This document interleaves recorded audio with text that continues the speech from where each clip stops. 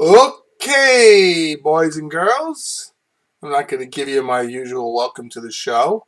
I've been getting bad reviews on it.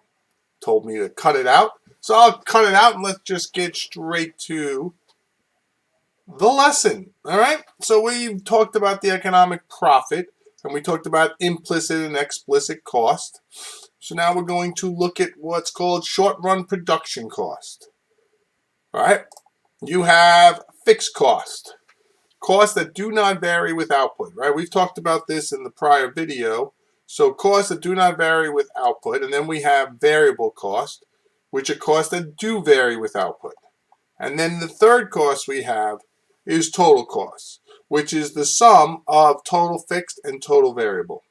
Right now, if I was to graph that, right, I'd graph total cost first. Okay? Now here's what we know about this graph, just looking at it. This graph tells me that we are in the long run, right? Because we're starting at $100 cost.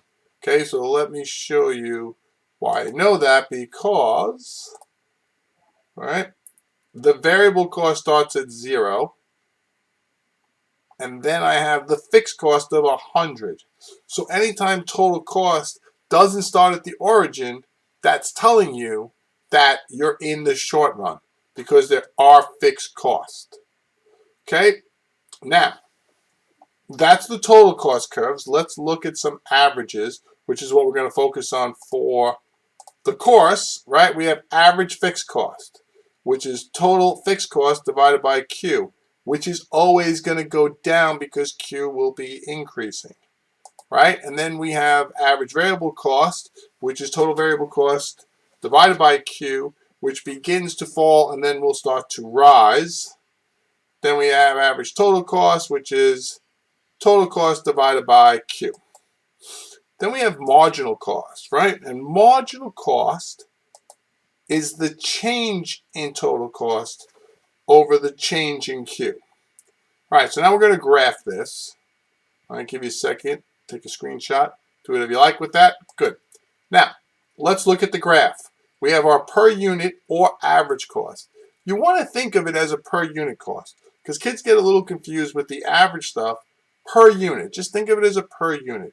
So what's my per unit fixed cost, right? That's the graph going down. And if you notice, the graph is consistently going down because the numerator is not changing. The denominator is increasing, but the numerator is staying the same. It's $100 and it's divided by 1 unit, 2 units, 3 units, so on and so forth. We're going to talk about that graph in class and we're not going to talk about it again. There's no need to. I'll show you why. Then we're going to bring in our average variable cost. So you notice average variable cost is falling, hits a low point, and then begins to rise because diminishing marginal returns. Then we have a graph that looks very similar to it, and it's the average total cost. Now you notice the space in between the two is the average fixed cost. The difference between average total cost and average variable cost is average fixed cost, right? So there's no need for that green curve down there. We're just going to focus on the yellow and the red, ATC and AVC. If I want to know AFC, it's the space between.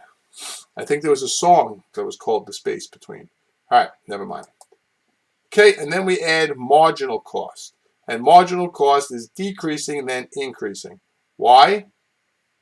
We'll talk. Okay, let's look at the curves for a second. I have my marginal product curve, which is going up and then going down. So each worker is getting me more, and then they slowly start to get me less, right? Which means my cost per unit is falling, and then it begins to rise. Okay, so my marginal cost and my marginal product are mirror images of each other. Right? Does that make sense? And then what I can do is I'm going to add in my average product and my average variable. My average product is rising, then falls. My average variable is falling, then rising. Remember, average product is the number of products per worker. Now, here's what I want you to get, and you can't lose this. You got to remember this. Average product is at its highest when marginal product intersects it. Marginal product intersects average product at average product's highest. Okay, and then more importantly is we see that the lowest point on the ABC curve is when the marginal cost intersects it. So as long as marginal cost is below average, average is falling. When marginal cost is above average, average is rising. Think of it this way. If all your test grades, every other test grade you take is lower than your average is falling. If every test you take is greater than your average is rising. And marginal cost and average cost intersect each other at average's lowest cost per unit. I can't even tell you how many times you're going to have to know that and answer that on tests and assessments. All right, so then that's our short run taken care of. Then we're going to jump into a quick long run production cost. This is the firm can change all inputs. So all costs are variable in the long run.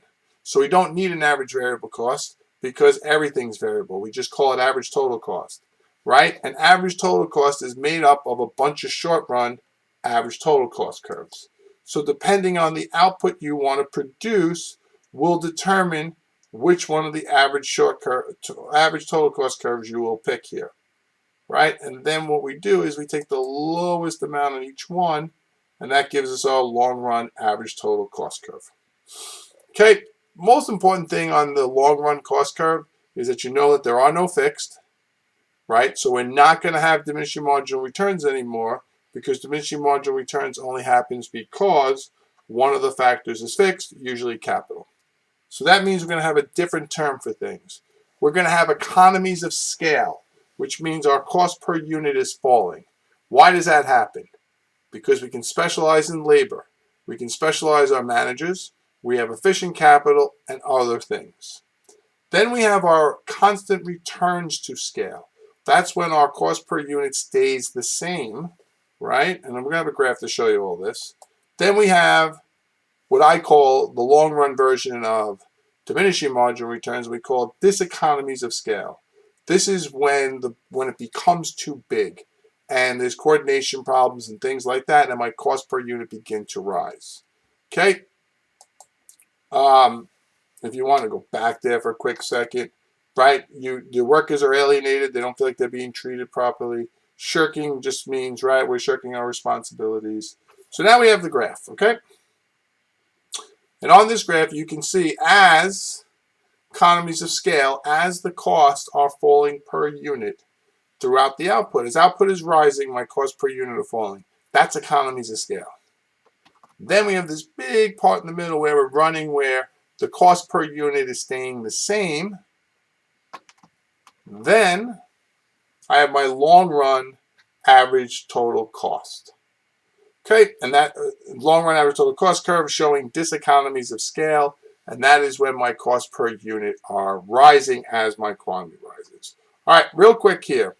Don't cry over sunk costs. Sunk costs are costs that have already been incurred, and therefore you can't do anything about them. Okay? You ignore the sunk cost. We don't focus on them. Ask me in class to tell you about the Subway ad that they used to run when I was in high school.